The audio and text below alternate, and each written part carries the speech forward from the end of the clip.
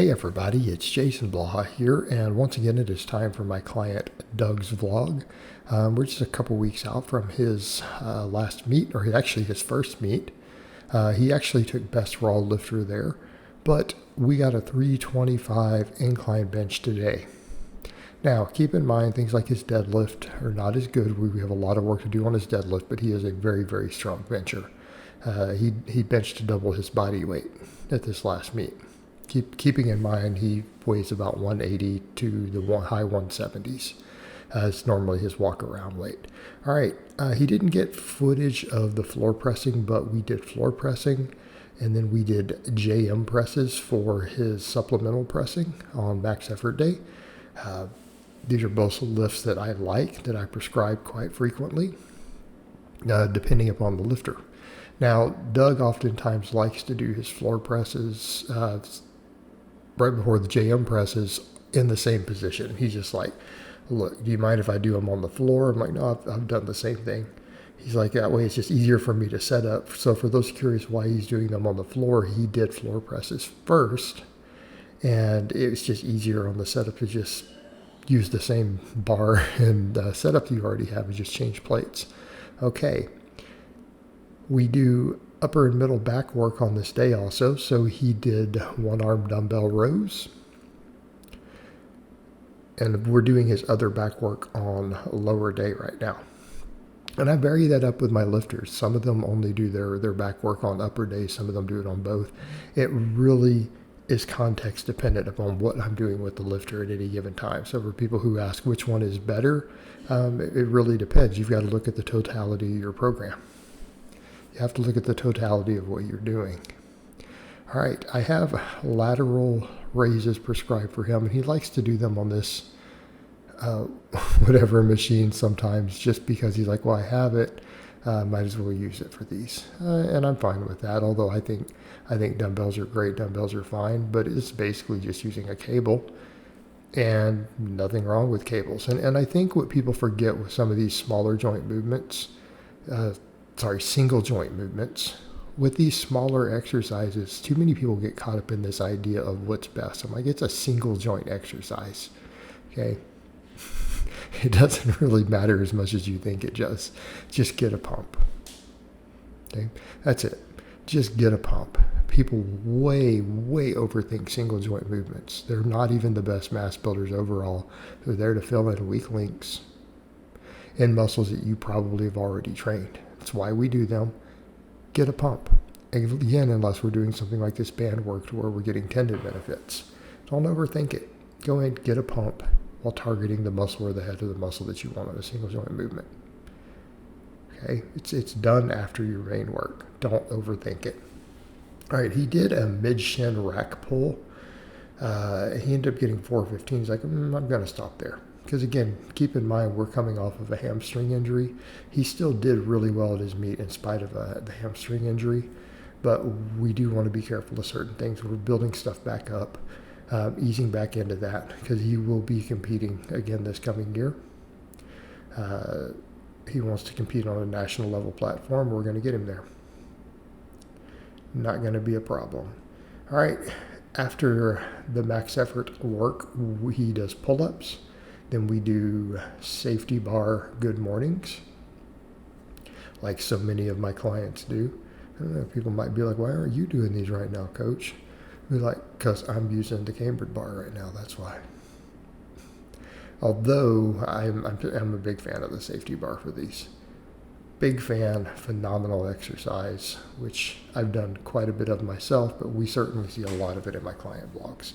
And honestly, I don't put people on a power bar for good mornings if they have any sort of specialty bars that will work, right? I just don't see the point. It's my people without specialty bars that we do those, and occasionally we'll rotate it in if they only have one specialty bar. We'll rotate in the straight bar every now and then. All right. He does, after that, of course, we do goblet squats, which he hates. He hates these a lot. He posted up on my Facebook wall, if you guys saw it the other day. I think he said, I hate goblet squats. Again, long-standing client. He's very, very open about being one of my clients. He doesn't care about nonsense or trolls. All right. And then we finish up with reverse hyperextensions. And we're keeping these very, very strict for Doug, keeping them extremely strict. And it's because he's got this scout hyper. It can't handle a lot of weight, can't handle a lot of swinging. So it's not necessarily the best hyper in the world, reverse hyperextension, but it's compact. It's foldable. You can tuck it away in a corner. Reverse hypers have an enormous footprint. Until people have gotten on one or they've tried to put one in their house, and a lot of times people do not know or understand how big these devices are. So having one that folds up matters, for people who are working with limited spaces. But you can't do any real swinging on it. You have to be careful. All right, dynamic effort upper day. We're still not really set up for bands or chains yet for him on this stuff. It is set up at home, so we run straight weight. And you know what? He still benches double his body weight. And we've been doing straight weight for all of that for a little while. So I think that goes to show that you can get away with it. You can do dynamic work without bands or chains. I think the bands and chains are better. You can still get real strong doing it with straight weight. All right, so after speed benching, he does incline bench. And again, incline bench is big for Doug. We've always seen enormous carryover to his competition style bench from doing incline work. But again, notice how monstrously strong he is on the incline. He hit that 325 at the start of the video. Okay, and keeping in mind, this is not a 200 plus pound guy. All right, he competes in the 181 and doesn't water cut. All right, following the incline bench, we do JM presses. We do some dumbbell rows, and he's trying to change the angles. He's trying to find the angle that works best for him right now. So I'm letting him experiment. He's like, I kind of like him on the incline bench. I can't cheat. So he's doing them this way for now, so that he can get them a little bit stricter. And it's a slightly more upward angle, which is actually fine if we want to hit upper back slightly harder, because he does do pull-ups. So it's not that big of a deal if that happens in this case, because he does pull-ups every week along with rows. So we don't mind as much of a more upright position. As people who I only have do rows, I really want most of their rowing done with their spine as close to parallel to the floor as possible, just to ensure they're getting sufficient lat work. And coming up, I'm going to trim out all the supplemental work on dynamic day to keep this video from running too long. But it's very similar supplemental work on the lower day to what we did on max effort day. So there he is using this device for his laterals again. All right. And as I've said before, I don't care. Just get a pump in those muscles. Work the movement pattern that you were trying to work and get a pump. That's all you can expect from single joint movements.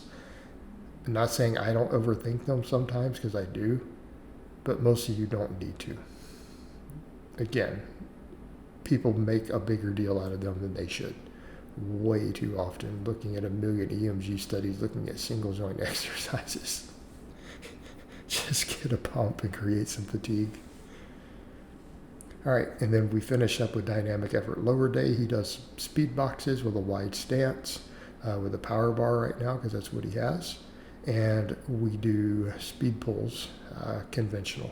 And I may rotate in phases of him doing them on a deficit coming up here soon if we don't get a way to add bands or chains.